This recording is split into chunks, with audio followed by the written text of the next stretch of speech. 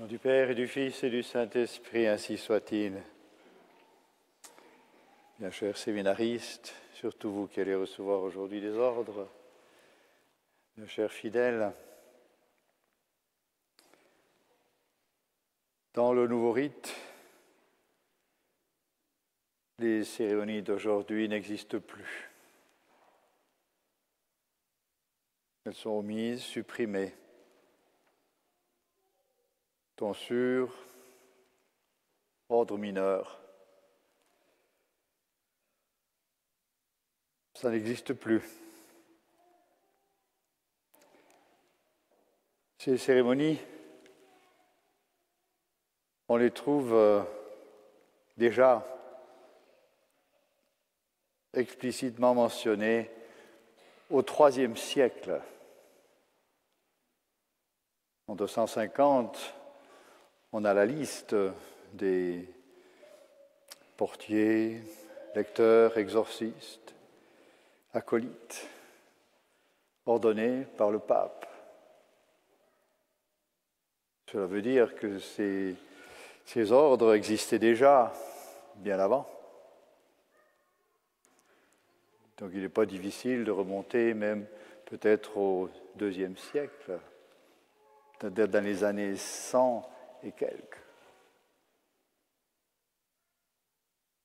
Aujourd'hui, cette cérémonie des premiers ordres mineurs s'inscrit dans la liturgie des 4 temps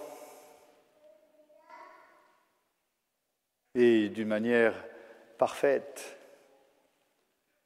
À chaque fois, il y aura une leçon, à chaque fois, il y aura un ordre. Les 4 temps, au IIIe siècle, on parle de 3 temps. Au IVe siècle, explicitement, on parle des 4 temps. IVe siècle, ça veut dire dans les années 300. Pourquoi ces mentions historiques? Parce que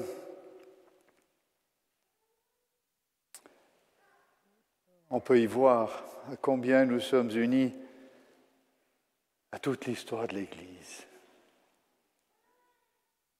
Quand on parle d'unité de l'Église, ou comme on dit aujourd'hui, de communion, il ne s'agit pas que d'une unité horizontale, c'est-à-dire maintenant dans le temps, mais verticale, à travers les siècles. Notre foi, notre liturgie, c'est celle de toute l'Église. On parle du rite tridentin, la messe de Saint Pie V. Ce serait beaucoup plus correct de dire la messe de toujours. Le rite romain, comme les cérémonies étaient célébrées à Rome. Mais pourquoi? Pourquoi a-t-on supprimé toutes ces choses? Qu'est-ce qu'on trouve comme principe? Est-ce que le simple principe énoncé d'une simplification de la liturgie est suffisant pour balayer tout ça? Il y a un adage, lex credendi, lex orandi, ou lex orandi, lex credendi. La manière de prier correspond à la foi. On prie comme on croit. C'est notre foi qui dicte la Sainte Liturgie. Et donc, de nouveau, pourquoi? Pourquoi supprimer tous ces rites vénérables qui ont sanctifié des siècles et des siècles de l'Église?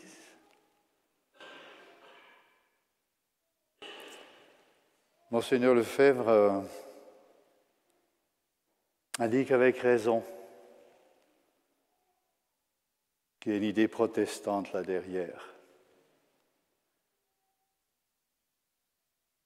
On le voit nettement, évidemment, dans la création de la nouvelle messe. Il y a une intention de protestantisation de l'Église. Et cela est peut-être un petit peu plus caché, mais d'autre manière, on pourrait dire plus explicite dans la suppression des ordres mineurs. Pour Luther, il n'y a pas de distinction entre laïcs et prêtres. Négation explicite de cette distinction. Au Concile, on va insister beaucoup sur le sacerdoce des laïcs. C'est une réalité, mais si on n'introduit pas les précisions nécessaires, on introduit une immense confusion, et précisément celle de Luther, de faire penser qu'en fait tout le monde est prêtre, il n'y a pas de distinction. On a supprimé ces ordres qui sont partis du sacrement de l'ordre, des ordres mineurs. Et après, parce que quand même certains correspondaient à une réalité, on les a remplacés par ce qu'on appelle ministère. Et avec les ministères, on a ouvert la porte à ces fonctions aux laïcs et même aux femmes.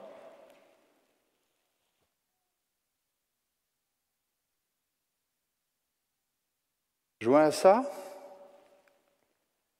on touche une autre distinction affirmée par le Concile de Trente dans son canon 6 sur le sacerdoce. Le Concile de Trente nous dit que l'ordination fait rentrer dans la hiérarchie. Et cette distinction entre laïc et hiérarchie, ou laïc et clergé, si vous voulez, elle est de droit divin. Cela veut dire que c'est le bon Dieu, dans la constitution de l'Église, qui a voulu cette distinction entre laïc et clerc. Par la tonsure, un laïc devient clerc. Il passe d'un état de l'Église à un autre. Au sujet de la hiérarchie, les théologiens vont distinguer ce qui est de droit divin et de droit ecclésiastique. On va laisser, par exemple, les ordres mineurs. Le Concile de Trente est prudent. Il va parler justement de ministres. Il va parler du prêtre, il va parler de l'évêque. Pour les autres, il va dire et les autres ministres. Il ne va pas se pencher sur tous les détails. Mais c'est des distinctions, on peut dire un peu subtiles par rapport aux négations d'aujourd'hui. Et c'est bien depuis le Concile. Monseigneur Lefebvre, de nouveau, l'a bien noté.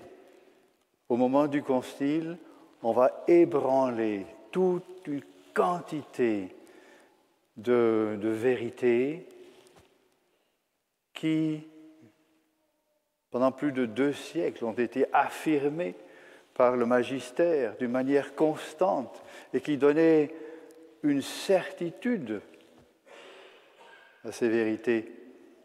Et le Concile a ébranlé tout ce domaine qui n'est pas directement de foi défini, mais qui est la protection des dogmes. Et là, on a introduit une confusion qui aujourd'hui atteint des degrés inouïs. Je parlais du mot ministère.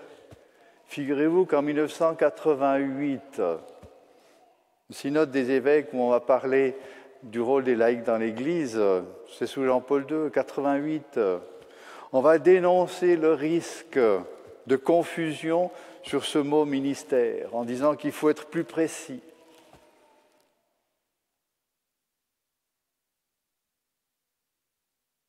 À la fin, eh bien, les catholiques deviennent protestants.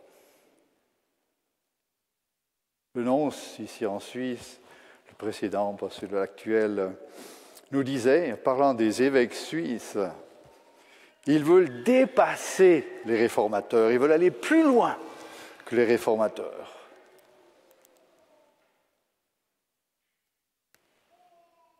Et donc pour nous, étant bien conscients de ces attaques, de ces dangers, qui ne touchent pas, encore une fois, pas que des rites, mais qui touchent à la fin la foi. Il nous faut insister, il nous faut vraiment être attachés, mais pas simplement d'une manière superficielle. Ce n'est pas un attachement simplement extérieur à des rites. C'est un attachement à la foi qui est exprimé dans ces rites.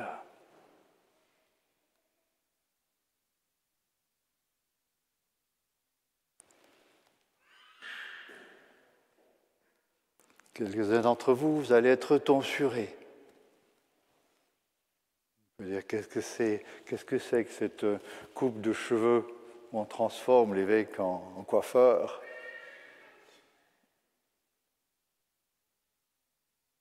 L'Église, dès le tout premier pas, c'est la première condition pour devenir prêtre. Il faut rentrer dans la cléricature. La première chose qu'elle demande, ce n'est pas que des cheveux, c'est un sacrifice. Et lorsqu'on le regarde, ce que signifie la chevelure, ça fait partie de notre personnalité. Chacun a une manière de traiter ses cheveux. Ça fait partie de sa personne, de son apparence. Et lorsque l'Église demande précisément que, eh bien, le futur prêtre renonce à cela, elle touche cette condition indiquée par notre Seigneur lui-même. Si quelqu'un veut être mon disciple, qu'il se renonce. C'est plus que de renoncer au bien de la terre. C'est plus que de renoncer au bien de son propre corps. On appelle ça la chasteté. C'est renoncer à cet individualisme. Et par là aussi, c'est renoncer à une vie, la vie commune, la vie dans le monde.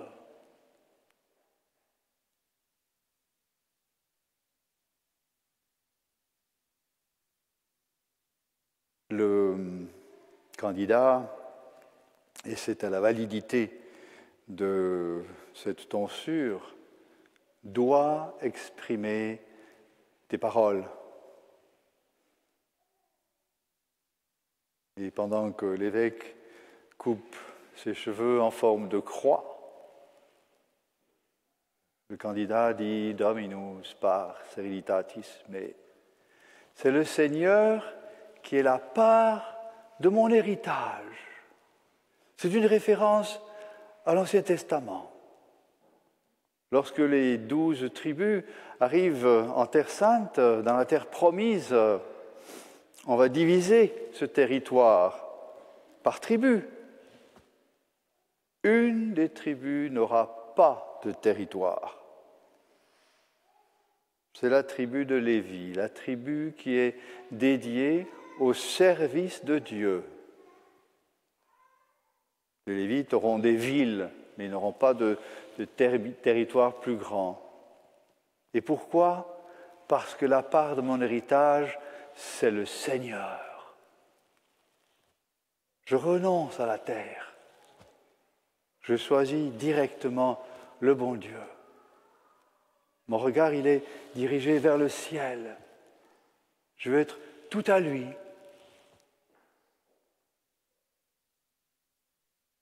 Tu es que restitues hereditatem meam. Vous êtes, c'est vous qui allez me donner mon héritage.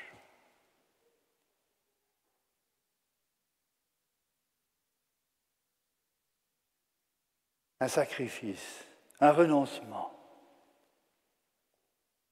Exigence du futur prêtre, tellement bien expliquée dans le droit canon, en tout cas celui de 1917, qui explique que le clerc, futur prêtre, doit avoir une vie plus sainte, des vertus plus élevées que le commun des fidèles. Ce n'est pas simplement le plaisir de porter une soutane, c'est toute une vie, tout un exemple de vie chrétienne qui est associé au clergé, au futur prêtre. Et cette exigence de vertu, de perfection, de renoncement, les deux vont ensemble, se fera de plus en plus pressant à chaque fois, à chaque ordination, à chaque pas. L'Église va le rappeler, va insister sur ses obligations à la sainteté, à la perfection chrétienne. Et pourquoi ? Parce que le prêtre est au service de Dieu.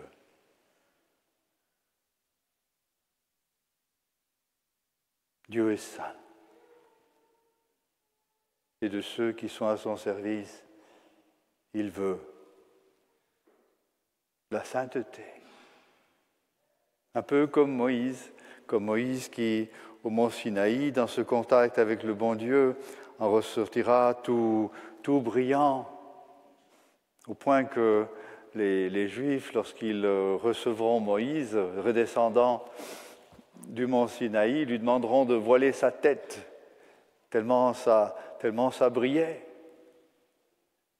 Ils en avaient même peur. On a envie de dire, il faudrait que le prêtre puisse exprimer cette luminosité du bon Dieu. Il faut qu'il la rayonne.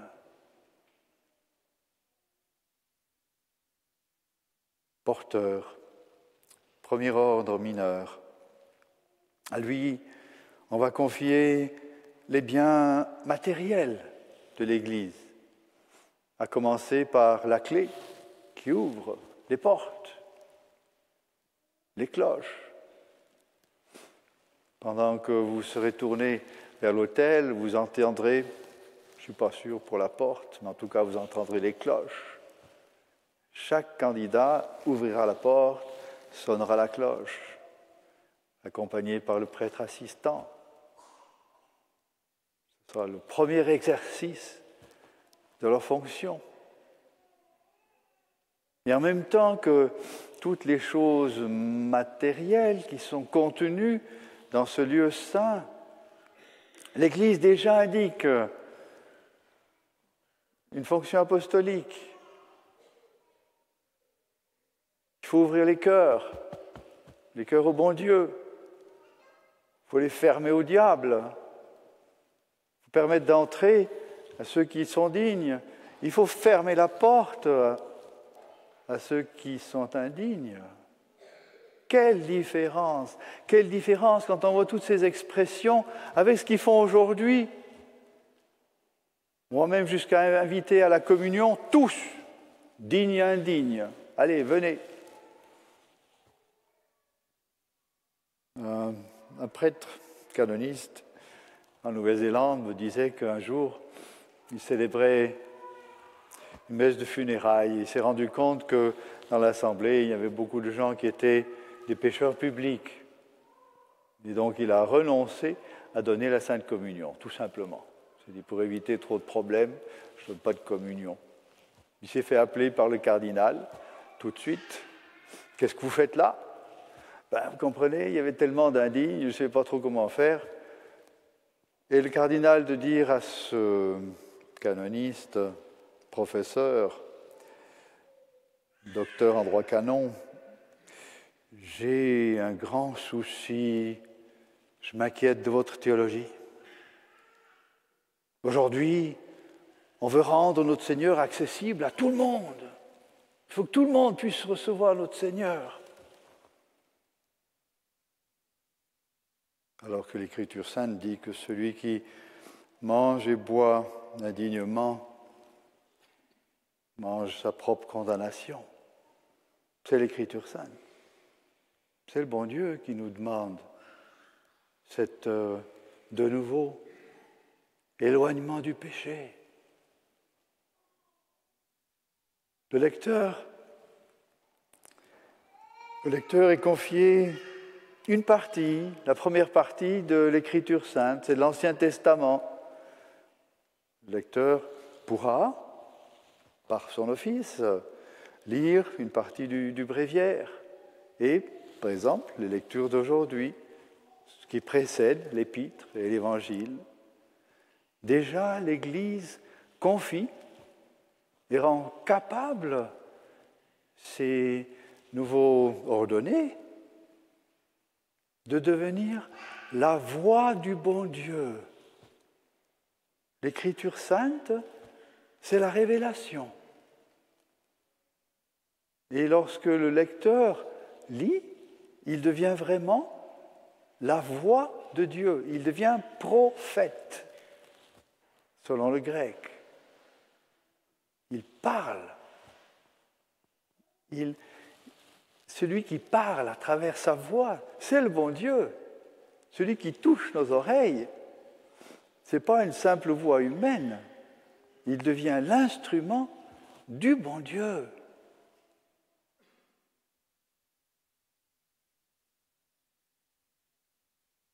Ce sont les premiers pas. Mais l'Église, pour déjà ces premiers pas, demande une ordination, qui est une partie. Pourquoi le mot ordre? Pourquoi le mot ordination? Parce qu'il y a un ordre. C'est un sacrement qui se donne par degrés. Le futur prêtre, qui devra renouveler le sacrifice de notre Seigneur, a besoin d'être préparé, d'être initié pas à pas.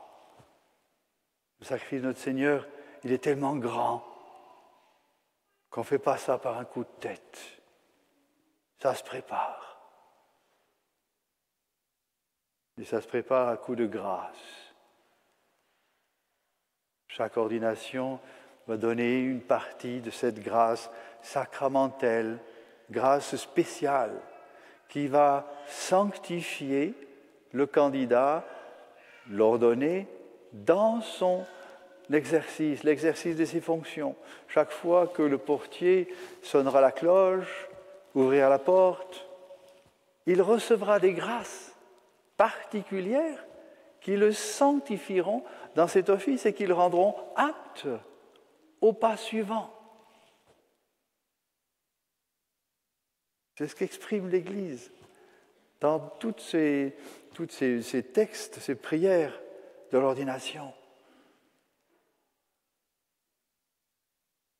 Demandons à Notre-Dame devant tous les saints, la cour céleste, pour nos chers séminaristes, c'est grâce que ces liturgies vraiment les enracinent dans la foi.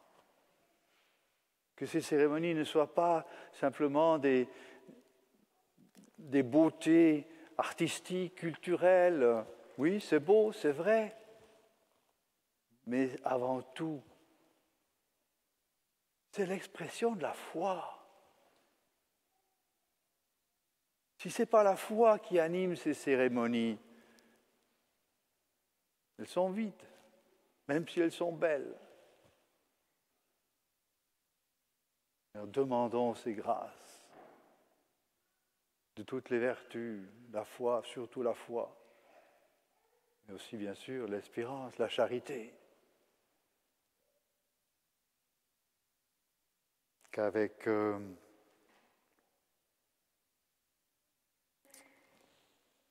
cet exercice quotidien, eh bien, elles deviennent de plus en plus dignes de leur sacerdoce. Qu'ils obtiennent toutes ces grâces pour eux-mêmes, pour les fidèles, pour les âmes, pour que ces âmes soient sauvées. Et bien sûr, pour la plus grande gloire de Dieu, ainsi soit-il. Au nom du Père et du Fils et du Saint-Esprit, ainsi soit-il.